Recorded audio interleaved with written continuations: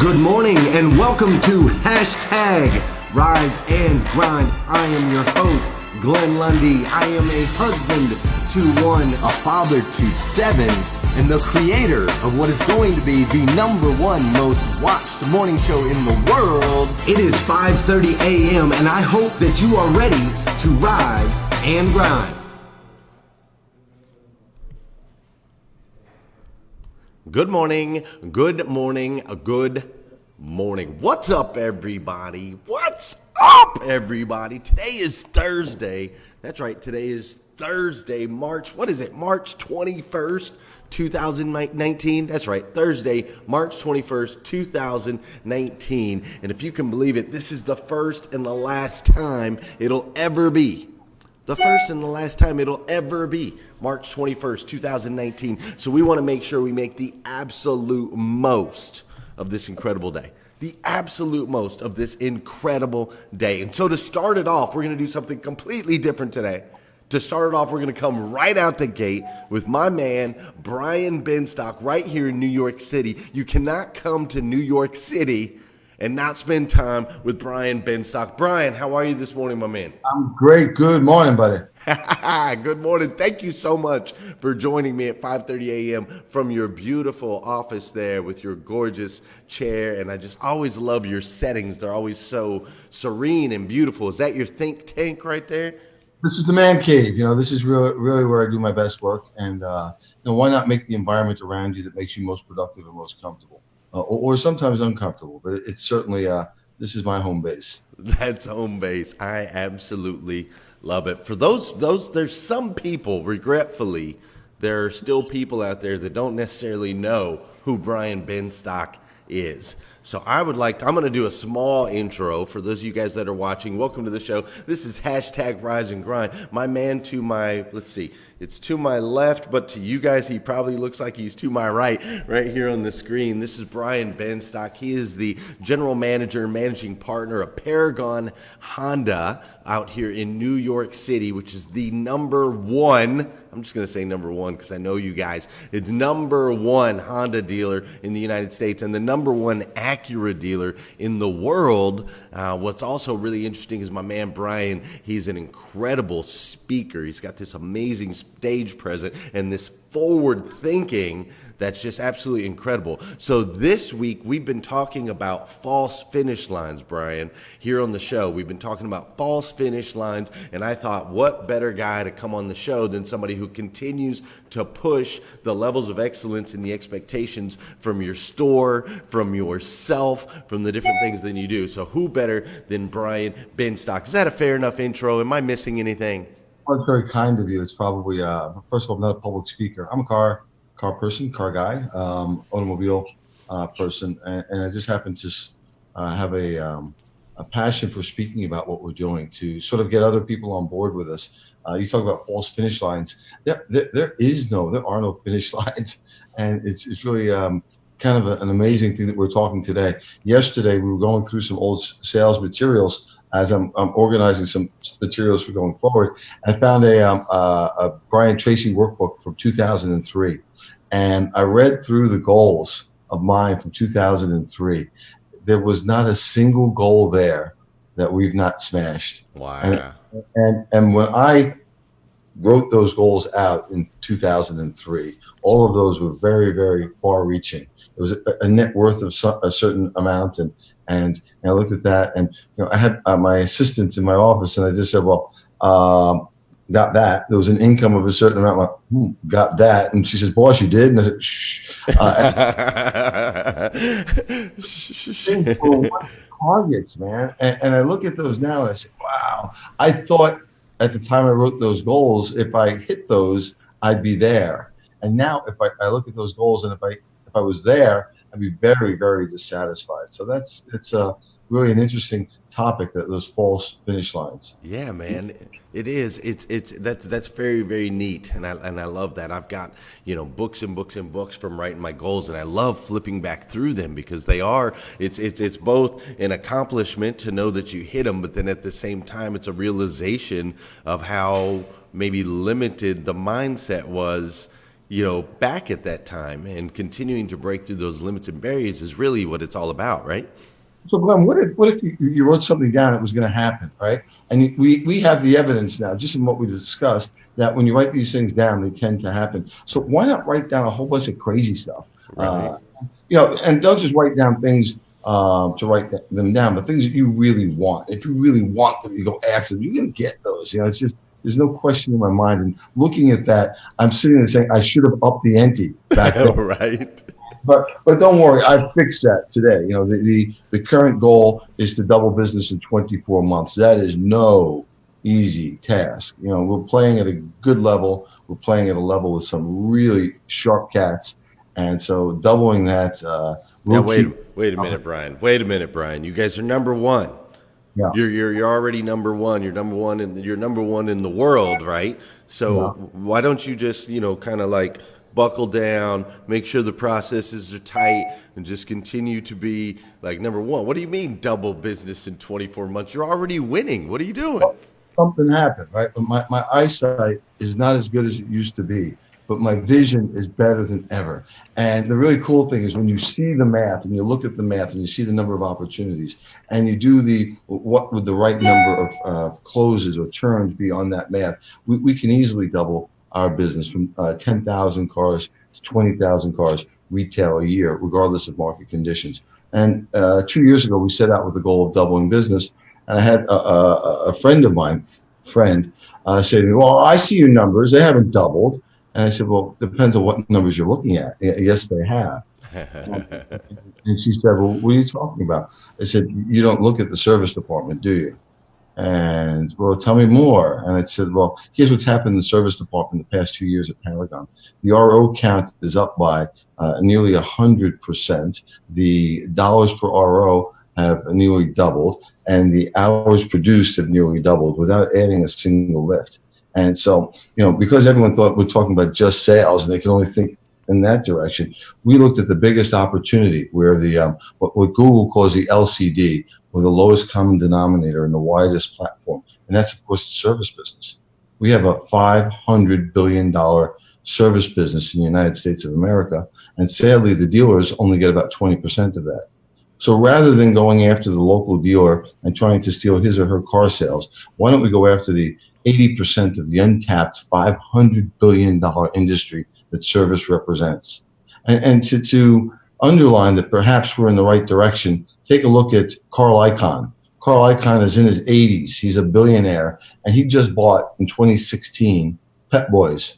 Why did he buy Pep Boys? Because he realizes that going forward, service is going to be incredibly important. With Uber and Lyft and all these other fleet services, Sure. One thing is constant. They're going to need service. So instead of us attacking one another, our franchises, like a circular firing squad, why don't we go after the business that the independents have been stealing from us for years, unchecked by the dealers? And we did with some of the services that we provided, pickup and delivery, with some of the platforms that we are developing with Google, go after that business, get a wide base where we can bring the dealership to the customer, pickup and delivery for service, and do that first, and now take the platform that's been built and use that to double sales business. So we're excited. I can see why you're excited. You mean to tell me we can't just sit back and just keep selling cars, Brian? We can't just keep selling cars. We got to do all this other stuff, man. Like, my current speaking set, I'm talking about 3 changes, right? The game has changed, right? You've got Fare, Carvana, Uber. You've got, of course, Tesla. And we're not talking about these things in the future now. These threats are eating our lunch today, right? Right here, right now. Yep. The players have changed. I'm used to going after dealers that are very wealthy, billionaires, and it's kind of fun, right? Some guy's got $1 billion net worth and a little store in Queens, gives them a run for their money, right? But the current players that are coming after us are not only wealthy, they're the wealthiest people in the world. You look at Bezos, you look at Warren Buffett, decides he wants to become a car dealer, and he writes a check and buys Van Tile and gets 70 some odd dealers. Now your competitor is one of the most bright, incredible businessmen in the world, Warren Buffett, Berkshire Hathaway. Then you've got this, the maniacal billionaire, Elon Musk. Isn't he great? And he doesn't play by any rules. And how do you keep up with Mr. Musk. Well, that's kind of fun. And when you start putting yourself in their league, and I'm not, but when you start putting yourself in their league and you're chasing Elon Musk, or he's chasing us, right? What's that guy, Tim Apple, Tim from Apple, and he said, hey, you know what, Apple, stay out of the car business, okay? When you fix Siri, then you can talk about making an autonomous car. I'm not driving a car that performs like Siri, because half the time it doesn't give you what you want, okay? Sure. So stay in your lane, Apple, and you're looking at these people as competitors and say, what would they do if they had my store or my franchise or my franchises? What would they do? And you start thinking like that. Then you see doubling business would not satisfy them at all. That would be a very low standard. So we're going to start out with doubling business, and then we're going to add to that once we get there. I love it. We're going to start off with doubling business, and then we'll add to that once we get there. I'm losing friends in the dealership because, unfortunately, when some people hear that goal, some of our own team, they hear, I'm not doing good enough. Right. And that's not what I'm saying. What I'm saying is carry on. We're not there yet. Don't stop now. There's more to be done. And my ego would be hurt, I guess, if my boss is telling me, Benstock, you're not doing enough. You got to double it. But so maybe the approach has got to be different. Hey, you're doing great, but look what I see. Right. I'm not better than you are. I'm a little higher on the mountain because of experience. And because of that perspective, I can see things that you can't quite see yet. So you're going to have to trust me. Come along, come here. And when you stand here, look what you can see. Right. And now satisfied with what we've got based on what you can see. And I guess we call that in leadership, leading someone to discovery. And when they discover it, then it's theirs and they own it. So I'm hoping to lead my team to discovery, that there is more there, and we're entitled to go out and get that more. That's beautiful, man. It's a beautiful thing. It's all perspective. It's not the end game. It's just the start of the next level. I absolutely love that. I want to jump in real quick. We jumped in full force right out the gate. I got to remember it is 5:40 in the morning. And some of the people that are watching right now, they're just now grabbing their first cup of coffee. They're just now popping their eyes open. So what I want to do real quick is I want to make sure to say good morning to them, because I really appreciate them joining us this morning, and give them an opportunity to say good morning to us as well. So for those of you that are watching, this is the part of the show where I need you to make sure to hit that share button. That's right. I need you to hit that share button. This is also the part of the show where I'm going to say good morning to you. You're going to say good morning to me. And we're going to go ahead and push this out into the World Wide Web, which is absolutely amazing. I just love technology these days. So I'm going to say good morning to my good friend Janelle Griego. She's up in here this morning. Mr. Don Sankey and Amy Bach. What's up? Kelly Taylor. Vicki Everett's up in here. And Jesse Miller. Naomi Busson. Go ahead. I like Vicki. She's cool. I watch a lot of her stuff. Oh yeah, Vicki Everett. She's from Paris, man. She's from Paris. She's awesome. We've got Sandra Benstock DeLolio. I know you know her. I do know her. Leanne Rhinesmith is up in here, and Mike Stevens. Daniel Fitzgerald, he's got a dealer group up in Maryland. He's got 6 stores up there.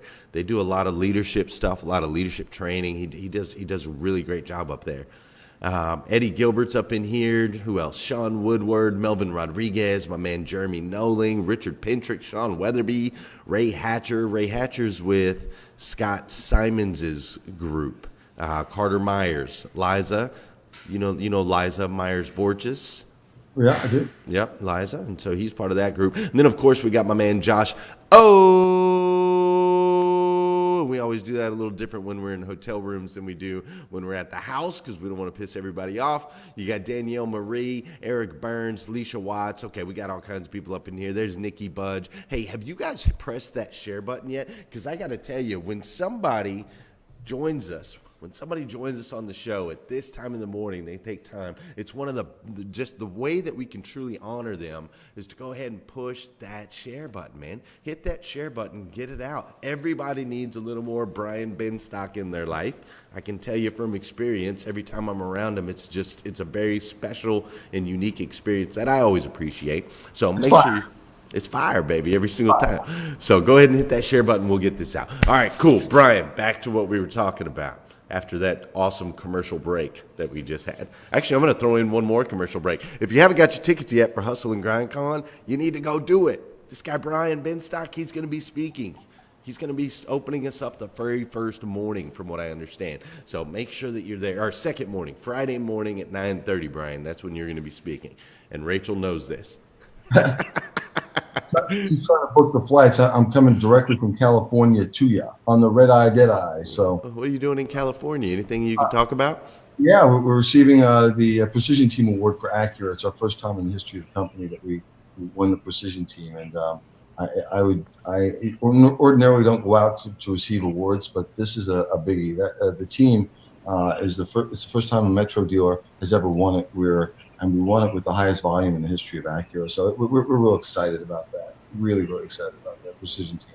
That's incredible, man. That's incredible. That's the area I'd never be able to talk about in the past. It's customer satisfaction.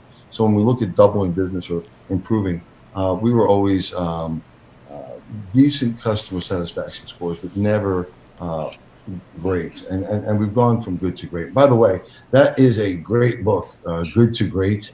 I think it's Jim Collins.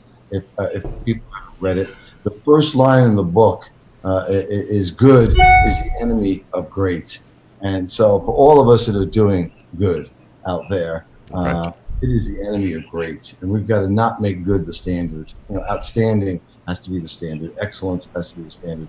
Dominance has to be the standard. And dominance is not a negative word. Dominance is not me over you, but dominance is understanding the craft, the business, the position that you or your dealership or your team has, and not satisfied with being merely first, but being dominant. You look at a Michael Jordan. Was he first or was he dominant? Did he own the game? He owned the game. It's almost 20 years since he's been playing, and we're still talking about Michael Jordan being the standard. Right. Of everything. And you can't scale Michael Jordan. That's another thing I love. There's no scaling Michael Jordan. So all these vendors trying to sell us widgets and pots and pans, they all want to sell them to us, and then the dealer next door and the dealer next door, they want to scale. I'm not interested in their pots and pans, because if I use it and my competitive dealer uses it, neither of us have an advantage. Sure. Dominant, doing and thinking of things that nobody even thought of, and then putting those practices into play to get a sustainable strategic advantage over everybody else in the marketplace.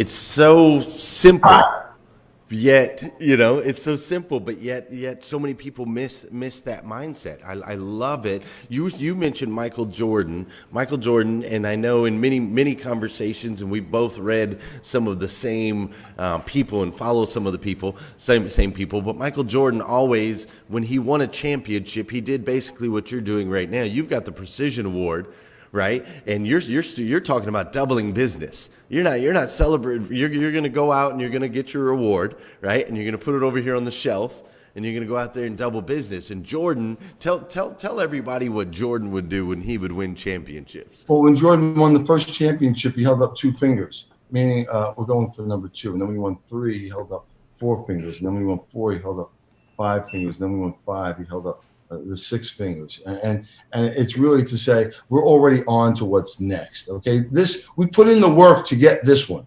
Let's go get the next one. And I think it's super important. You were at our award ceremony at the Classic Car Club, right? I was indeed. That was in February. We were the first dealer in the nation to celebrate either of those awards because we knew we were going to win.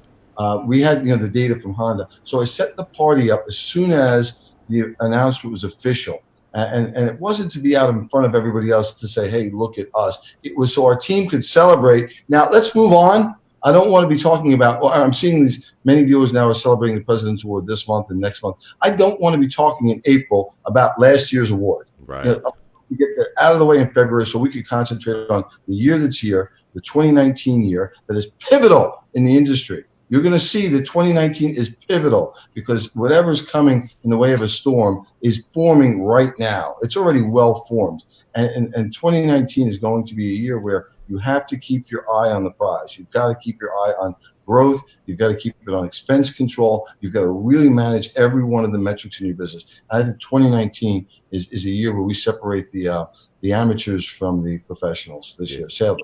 Yeah, I'm 100% with you there. Now, let me ask you a question, Brian. Now, everybody that's that's watching the show right now, I know it's very easy to kind of say, if I could get to there, if I can get that number, if I can hit that financial number, if I can get that goal, if I can get there, that's the finish line. That's the end all. That's the be all. You obviously don't have that mindset. You don't have that mentality. So how have you been able to shift? How are you able to see past those finish lines, to not put all your eggs in one basket? Like how are you able to keep that mindset going and fresh? You've been doing this a long time, right? Yeah, I have, and I've seen the cycles. And the trees don't grow to the sky. Eventually, they stop and they turn around. We're in the middle of a 12-year expansion in the economy. There's an 11-year expansion in the economy, and that's really unprecedented in our time, in my time certainly. We usually have 3.5 years up and a little bit of a pullback, 3.5 years up, a little bit of a pullback, and those pullbacks tend to callous us, to make us aware of, okay, I've got to control my expenses. Those pullbacks give us a little bit of an understanding, wow, things don't go on forever. And what's happening right now with this expansion is everybody thinks that the stock market's always going to be this high, that the interest rates are always going to be this low, that unemployment's always going to be this low. And it's giving everybody a head fake. And I'm sitting here saying, gosh, I want to be an optimist, but man, this is not normal. Right. And if you're 28 years old or younger, in your business life, you've not seen a pullback. There was a great recession of 2008, and it's been, downhill since then. We've had great wind at our back. What are you going to do when the wind is not there? And if you're only used to easy, then easy becomes hard. If you're only used to easy, then easy becomes hard. And let's go through like sales calls. If you've only made the easy sales calls, you don't make the difficult sales calls, then eventually the easy calls become difficult, and you think they're difficult. You don't know difficult sales calls until you open up your yellow pages, rip out a page, and start calling customers in the phone book. Right. Those are difficult calls. When you're calling customers that are in equity in your database, that's low-hanging fruit. That's the easiest phone call to make. Yet you get some people, I made 3 calls. Gee, boss, it's really a tough call. Are you kidding me? That's the easiest call you can make. What do you do? I'll tell you how good a manager is by what he or she is doing when there's nobody walking in the door. What is that manager doing? And then all of a sudden you see the manager, well, boss, it's slow. Hey, whose job is it to make it busy? That's not the dealer principals. That's why the dealer principal hired you. That's right. To swing open. And don't do it by reaching into the dealer's pocket and spending his or her money. How do you get the door to open up using your brain to generate traffic? And there's a saying, I'm a sailor, for sailors, a good captain can always find wind. And it's our responsibility as the captains of our ship to always find wind. And isn't it amazing, all these young men and women that are studs in the dealership, all of a sudden they get a little quiet and they blame the boss. Hey, it's his. Hey, man, I thought you were the be-all, end-all. Okay, right. You told me I can't do business without you. Okay, so bring the wind, buddy. All right. And that's, I think it's a real revelation. And my guys thankfully understand this. It's not their job to just sit there and close the traffic that comes in the door. It's their job to use their understanding of our business, understanding of our database, how to get customers to come in that door in a cost-effective manner for the dealership, then to treat them right, and then to send them home in 1 or 2 cars. That's their obligation. I love it, man. A real captain finds wind. I love that. There was a guy last night.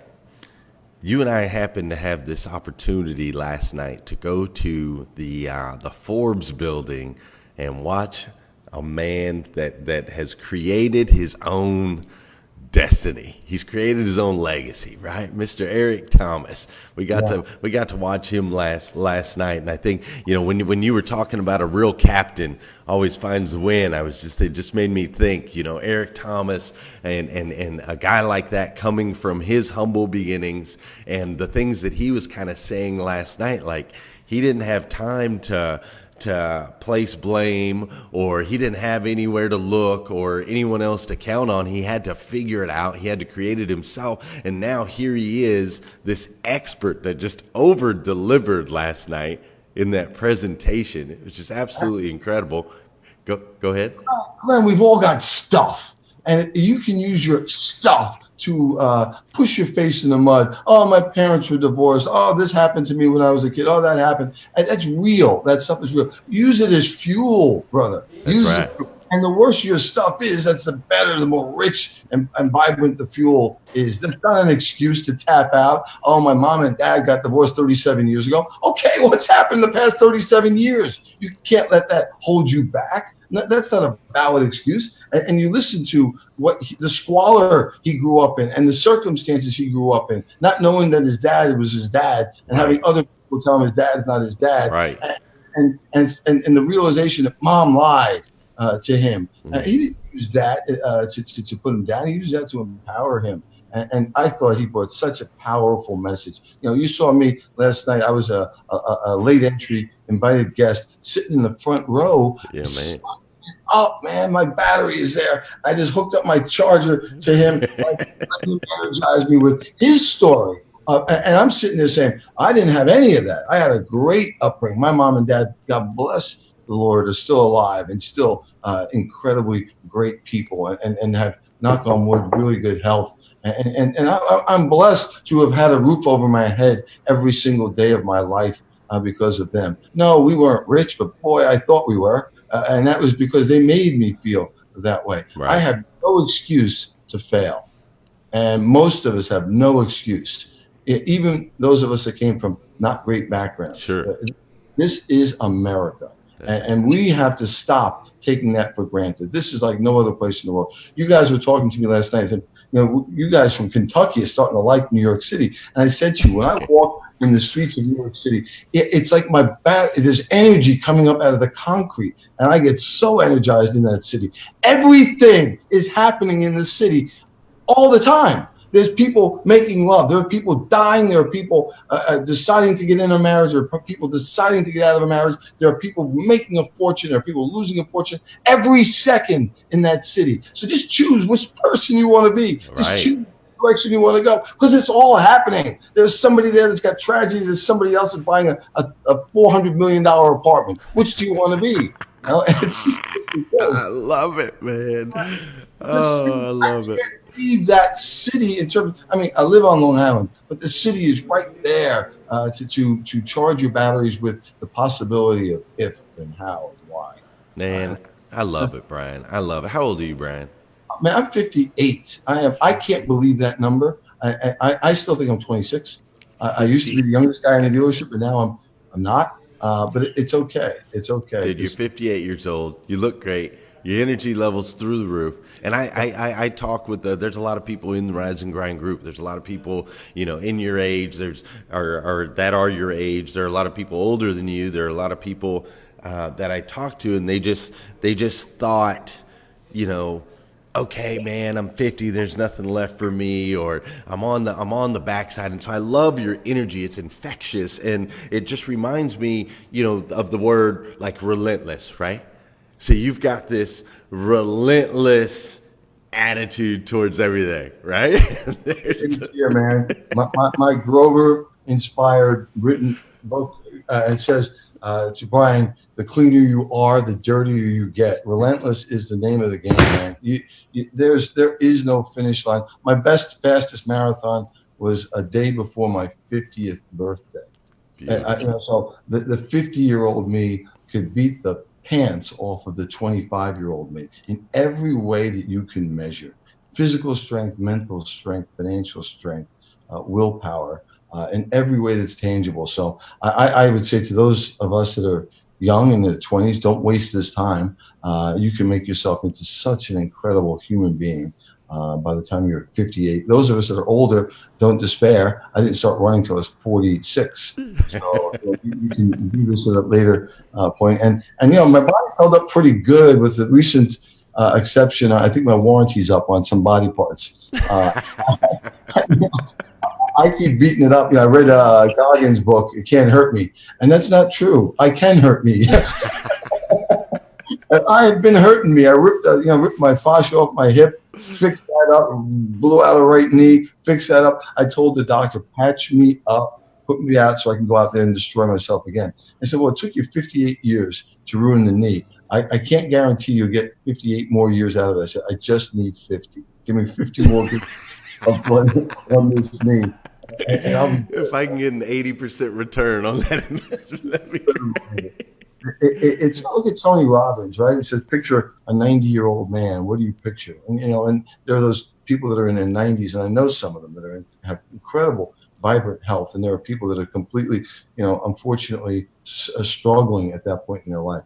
I'm not putting in all this time now to have an unhealthy senior citizenship. I Sure. want that to be the best time of my life. I want to look back and say, man, I left it all on the field, and not just not for the money. Gosh, no, but to say, to my kids and my family, hey, guys, I put it all out there. And I got last night a little bit emotional after the Eric Thomas speech, because I see some of the guys that I was there with.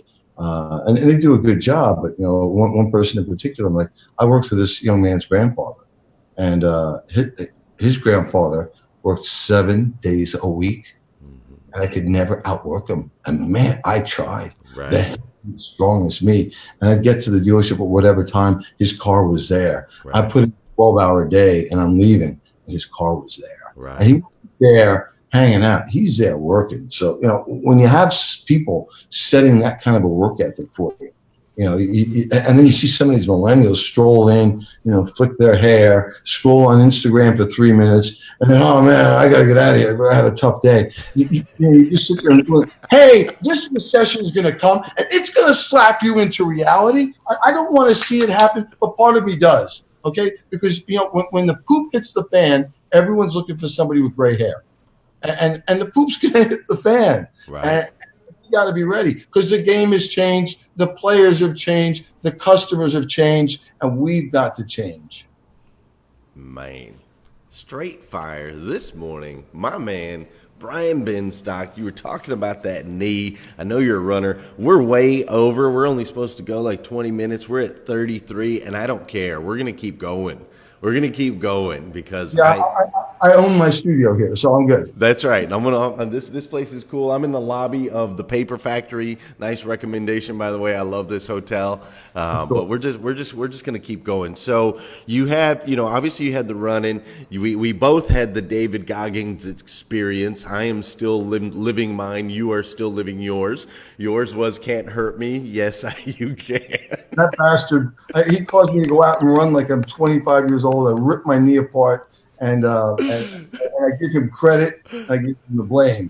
That's right.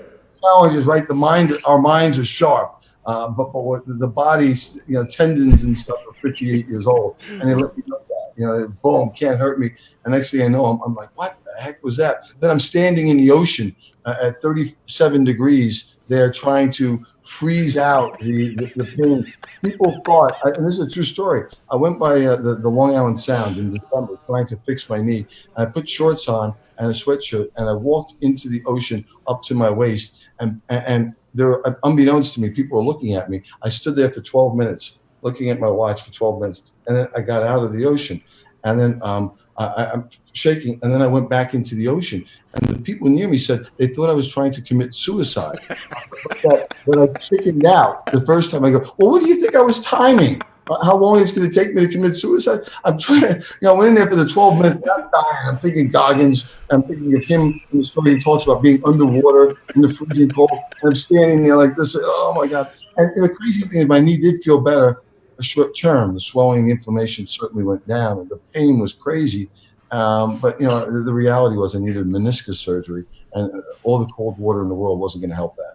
Wasn't going to help. It wasn't going to do anything about it. So you had the surgery, and you and I talked about that, and you're currently recovering. You're ahead of schedule, which is great, right? You're ahead of schedule. And you actually mentioned, you had that book there, Relentless, and that guy, Tim Grover, who, for those of you that don't know, Tim Grover was the trainer for Dwayne Wade, Michael Jordan, Kobe Bryant, like all of them. I'm sorry. Who? You just dropped those names like those are like Fred Smith and John Jones and Dwayne Wade, Kobe Bryant. Kobe, Mamba mentality. These guys are superhumans. He's the trainer of superhumans, and you just, it's not school basketball, kids. He's the best in the world. How do you make a Michael Jordan better? Man, you get out there. How do you make Kobe better? Hey, okay, Kobe, I'm here to help you. What? Yeah. You have a point. I should probably honor him a little bit better than that, because not only is he training superhumans like Kobe Bryant, the best. We had this discussion last night, so I don't want to step on any toes. Not the greatest player of all time, but the greatest player of my time. Right, because of all time is the guy that played during my time, which is MJ. You can't walk past the number 23 without thinking of MJ. You can't sneakers without thinking of MJ. You can't think of excellence without thinking of MJ. That's a fact. That is an absolute fact. So he trained these guys, and he's also training another not training another superhuman, but he's helping you, isn't he? You better believe it, man. When I want to fix my knee, who do I go to? I'm going to go to the same guy that the superstars go to. Hey, Grover, patch me up, man. A true story. Because I'm sick in the head. I had my knee surgery, and I go to work right after, immediately after. Right. And Grover calls me up. How'd it go? Great. Where are you? Well, I'm at my office. And Grover speaks sometimes locker room language. He goes, I'm going to get on an effing plane. I'm going to go to your office. I'm going to kick you in the effing knee. And I get home. And I'm like, okay, coach. And it was pretty funny. Everyone thought it was crazy that I walked in there. And they said, well, where are you going? I said, I had a conversation with Mr. Grover, and he suggests I get home strongly. And but the other night, he's helping me with my rehab on my knee, which is true.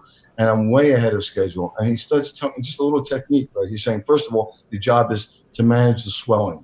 And I said, okay. And he goes, that's the job. It's not to get better. Manage the swelling, and that'll take care of getting better. Great advice. Then I told him I'm able to now pedal lightly on a bicycle. He says, okay, Benstock, do this. Pedal backwards on the bicycle. Pedal backwards. And I'm in a physical therapy clinic in my town that's really highly regarded, and they'd never heard of that before. And so I went out and started pedaling backwards for 20 minutes. I got off of there, and I thought, wow, this feels great. Yeah, because we're used to moving in this direction all the time. And then when you reverse that, there's a different flow. And that's bringing oxygen and nutrients to the muscle. And I feel great. So, Tim is just an incredible human being. And you got to get him on the show here. I mean, that's my challenge to you. You've got to bring that fire, the coach of the coaches, to your people, to your audience. And, he's got the Relentless system on go to timgrover.com, and you can actually have Tim Grover train you. And I'm not selling Grover. He certainly doesn't need me. Gosh, no. But that's where I turn to. I said, well, gee, I've read the book. I have the ability to communicate with him. Right. And his area of expertise is not auto sales, but his area of expertise, and it's funny. It's ironic. When I want to talk to him about selling and or public speaking, I get him on the phone 5-10 minutes, and then he blows me off. When it came to my being injured and my knee, he was on the phone with me for nearly an hour. Wow. And he was so intense. This was like in his wheelhouse. Here's what you're going to do. Here's how you're going to do it. This is the order. This is what you can expect. If you don't rush it, you'll get through it quick. If you rush it, you're going to get set back. And I actually had to get him off the phone. Okay, Tim, got it. And he just kept going. It's such his wheelhouse is in repairing broken people. Right. And the attitude that he's got, and the relentless is all about the mindset. So it's amazing, man. Glenn, to the extent that you can do that, I'll patch you. You've met him before. I have, yeah. Let's make that love connection. I would love to see him on your show, and let's make that happen. Well, I'm going to stand here and say that I think that's a great idea. I think that's a phenomenal idea. I have met Mr. Grover. We'll use Tim to get to Kobe. We'll use Tim to get to Jordan. I want to see Jordan on Rise and Grind. Let's make that a goal. You may want Kobe. I want Jordan on Rise and Grind. Lord, please deliver that gift to us. So that was Tim. And then let's use Tim, but don't tell Tim. Yeah, don't tell Tim, because really Tim himself, he is just an incredible guy. He's a class act. He is truly relentless. He's fierce. His mindset, his mentality. From the first time I met the guy, like I went up to Tim at 10X GrowthCon. So I was talking to Tim. We had lunch together and so on and so forth. I shouldn't say Tim. It's Mr. Grover, That's right? correct. It's Mr. Grover. And He corrected me before on that. yes, yes. So I had some conversations with Mr. Grover, and then the next year I went to him again, and I was having some issues, not issues at work, but I just had some questions about some things at work, and I went to Mr. Grover, and I'm like, Mr. Grover, so here's the situation, and here's what I've got going on, and here's about this, and here about this, and so what do you think I should do, right? Like, I poured out this whole convoluted, thing, and I'm like, what do you think I should do? And Mr. Grover goes, just go tell him. I said, what do you mean, just go tell him? He's like, you just go tell him.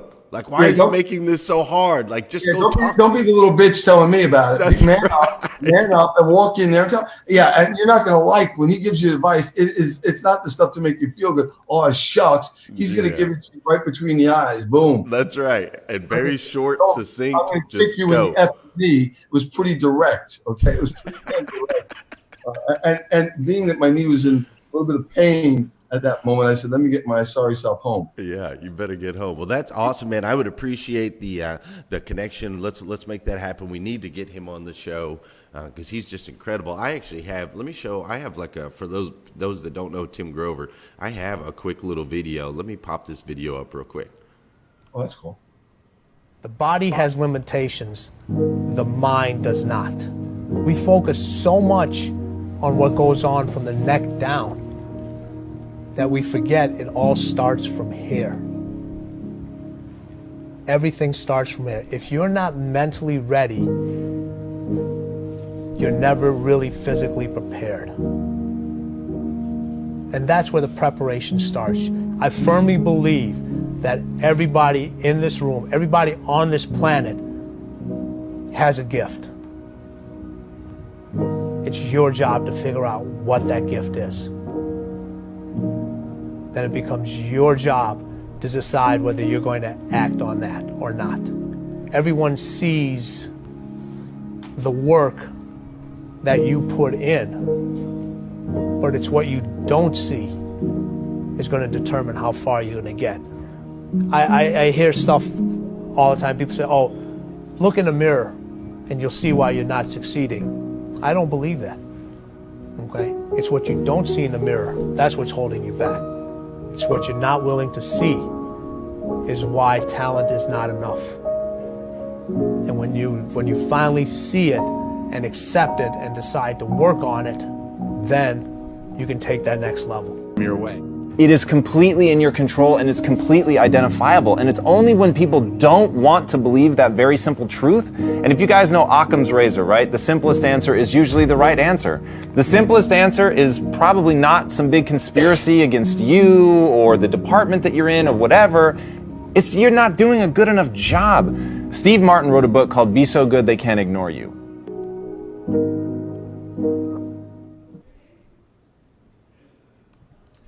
So yeah, it's a really, really neat video, Mr. Grover talking about how the body has limitations, but the mind does not. And then if That's the truth. that is the truth. And if we can just get, there's no true, pure harmony unless we've got this in the right place. And let me just say this. I don't know if my sister's still online, but I love my sister, and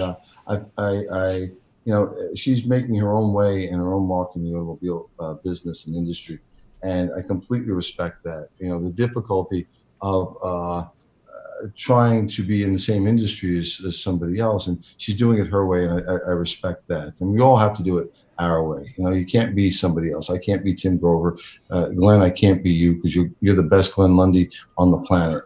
So it's important that we find our own mark, but we can look to others like a Tim Grover or like a Glenn Lundy to say, hey, look what they did. And if he can do it, I can do it. If she can do it, I can do it. And what was that? Eric Thomas yesterday. We win. That's right. I mean, my hair was on fire. I've seen it a million times. Isn't it awesome the age that we live in, that you can conjure up, call upon the greatest motivation in the world and type a couple of words into YouTube, and that person's on your laptop, that person's on your cell phone, that person's on and you can get them being your coach for free. Yeah. But, You don't have an excuse to fail. There's That's no right. reason. No. Yep, I agree with you 100%, man. It is 2019. It is unbelievable. Couple guys can jump up at 5:30 in the morning. You at your house, me in a random hotel. We can join ultimately what'll be thousands of people across the nation. Yeah, We you got can- an incredible audience, and I love watching the growth of that audience. And not in terms of just simply the numbers, but the growth of the people within the audience. This Yeah. is not about getting members. This is about getting growth, and That's right. you're getting both. That's cool. Absolutely, man. Thank you. Well, it's an honor to have you join me here on hashtag Rise and Grind this morning. Again, those of you that are viewing, and it looks like pretty much every single person that's been watching has already shared this video this morning, which I truly appreciate. For those of you that are watching this morning, share this out. Say thank you. If you're not already following Mr. Brian Benstock. If you're not already following Mr. Brian Benstock, make sure that you do so.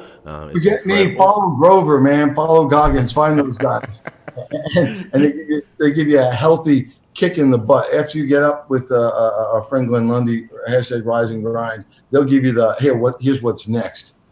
Go out and Well, run. this is true, but there's a lot to following Brian Benstock too. You learn a lot. Brian's always dropping books on me.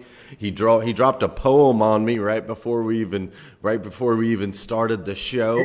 If by Rudyard Kipling. And if you can meet triumph and disaster and treat those two fools just the same, is a line in there, and that is so true. If you can meet triumph and disaster and treat those two fools just the same. When I was at what I thought was my lowest, it was actually the turning point. And when I was at my highest, it was actually a turning point in the opposite direction. Because the seeds of success are planted in the soil of failure. And the seeds of failure are planted often in the soil of success, right? Your business is doing well, you're making a couple extra dollars, you go out and you drink, and you don't go to the gym. And all of a sudden you're undermining all that good. So that's a great poem that's available for free by typing into the Google search "If" by Rudyard Kipling. It's a father's poem to a son that is so powerful. Whenever I get in a tough spot, and it's right here on my desk, the poem, I just read from that poem. It just reminds me. It's absolutely beautiful. And for those of you guys that are wondering, yes, he is like this all of the time.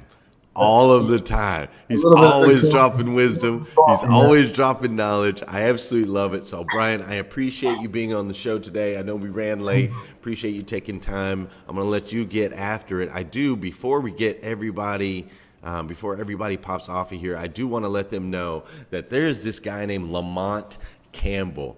Lamont Campbell came into Paris, Kentucky last year and took over the high school basketball team. These boys had gone 2-11 the year before he got there. They went 11-2 this year. They went to the state championships, which they ended up taking second place. They lost by 3 points. But what I love about Lamont Campbell is not only did he go in and turn the team around from a winning aspect, but he had these boys out feeding the homeless. He had these boys out doing things in the community. He cares so much more about the character of these boys and not what they do on the court, but what they do off the court. And that's how he was able to turn them around and almost bring a championship home. I guarantee you next year he's going to do so. But he's going to be on our show tomorrow morning, Mr. Lamont Campbell from Paris, Kentucky. He is the man, so make sure you don't miss it. And on that note, that's it. Mr. Benstock, have a great day, sir. You do the same, my friends. You do the same. Vicky and Liza and Scott and all you guys watching out there, have an incredible day. Come back here again tomorrow morning, 5:30 a.m. We'll do it all over again on hashtag Rise and Grind.